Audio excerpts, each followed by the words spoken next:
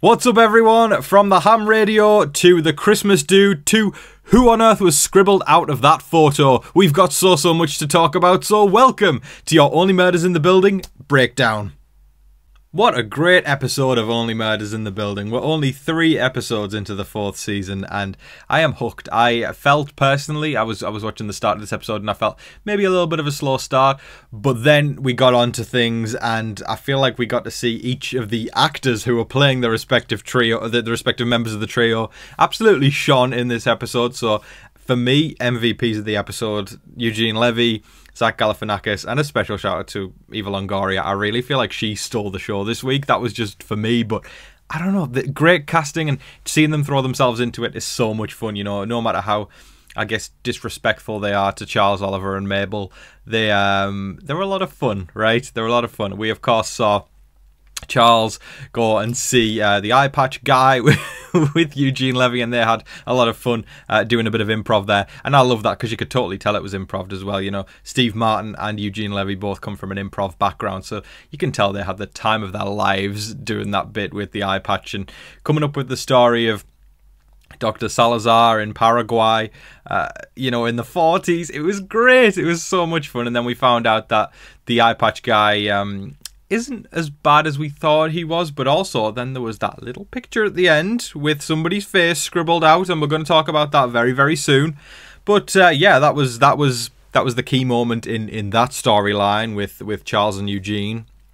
And then we move on to Oliver and Zach. They, of course, did not get along too well at the start. Howard came along and listened to the ham radio because, wow, the ham radio is something that's a recurring theme over these past 2 episodes and definitely feels like it's going to be some kind of big reveal. Feels almost like a cult in a weird way, you know. The Westies seem to really enjoy getting behind this ham radio. And I feel like there's going to be a lot of clues, a lot of hints that are going to lead to the reveal of the murder. Dun dun dun. But anyways, Oliver and Zach then began to bond, or we thought they would, you know, with this montage to Perfect Strangers. And then all of a sudden it was revealed at the end that Zach is just continuing to be kind of an ass. Sorry, Zach.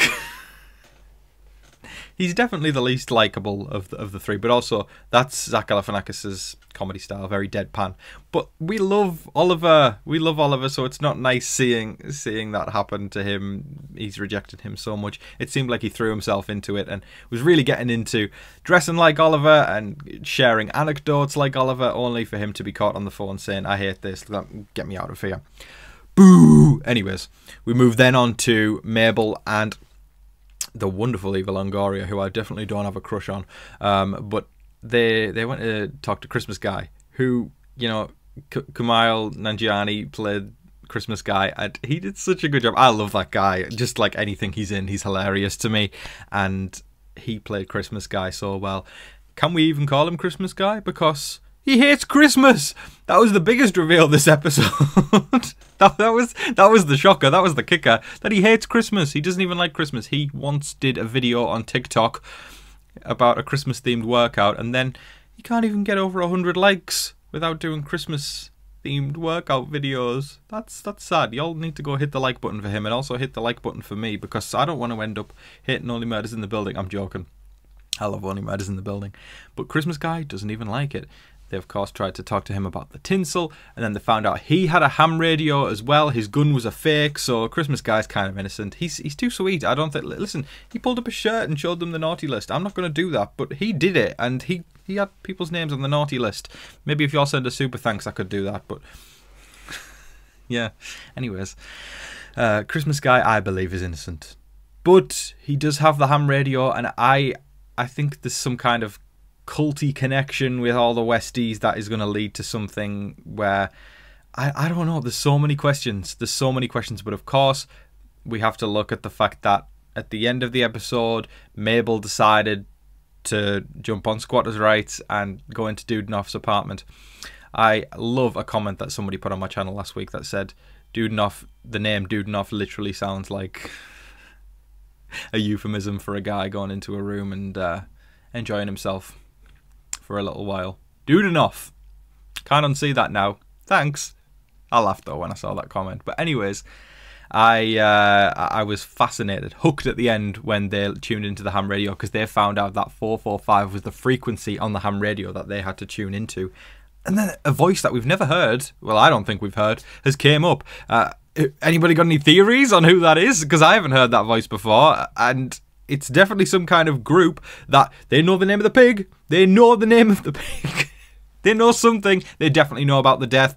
And they said the last person who came around asking questions ended up dead.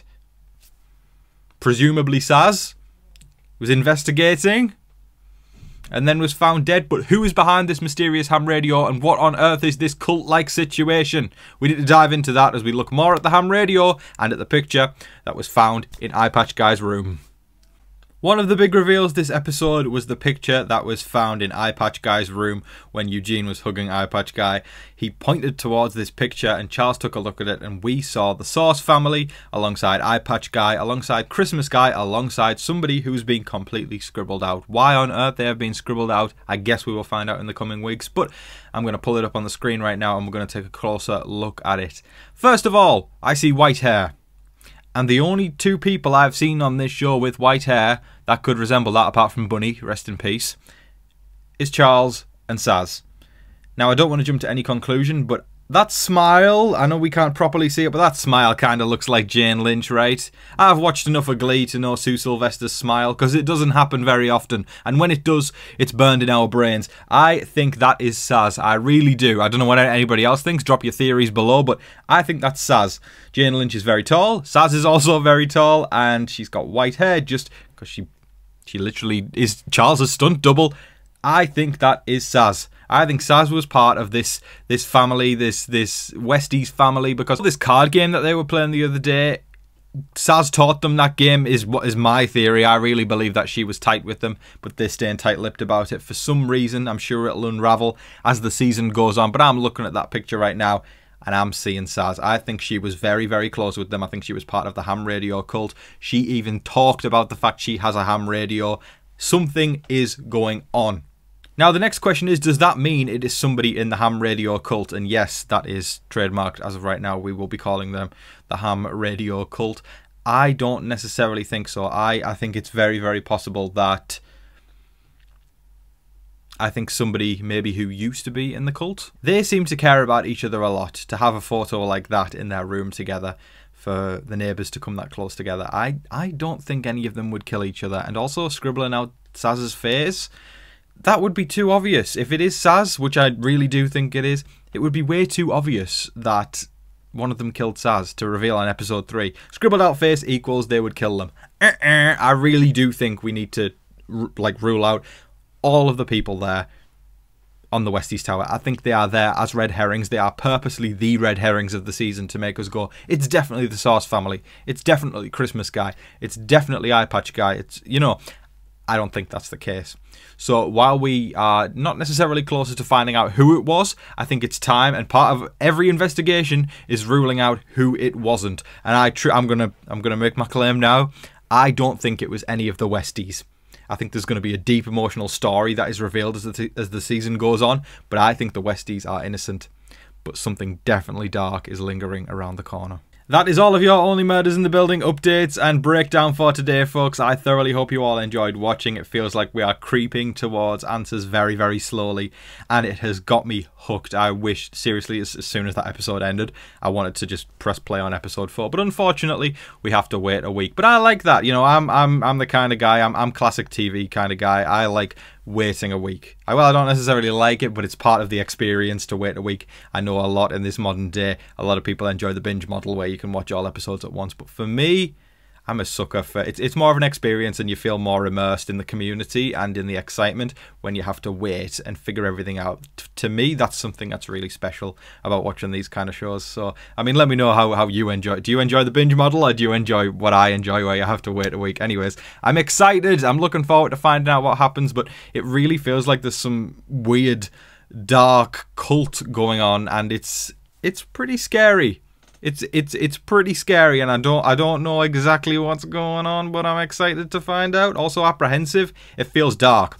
In other news, if you didn't catch it, Only Murders in the Building has already been renewed for season 5. Let's go. So this is awesome news. We don't even have to worry about the show being cancelled after 4 or no more seasons. We are at least getting, I would assume, one more murder in the building for next season, and long may it continue. More murder? Yeah, why not? Let's go. Anyways, thank you so much for watching, folks. If you have any theories about the ham radio or who is in the picture, let me know in the comment section below. And if you think you've cracked who the killer is, drop it down there and impress me and impress everybody else. Anyways, thank you so much for watching, folks. I appreciate everyone's support. Please consider leaving a super thanks or hitting up my PayPal link in the description, because I put a lot of effort into these videos. But as I said, that is all of your Only Murders breakdown for today, folks. I thoroughly hope you all enjoyed. Don't forget to like, share, comment, subscribe, do all of that wonderful stuff. But until your next Only Murders in the Building breakdown, I've been your host, Tom Vasey. Good night.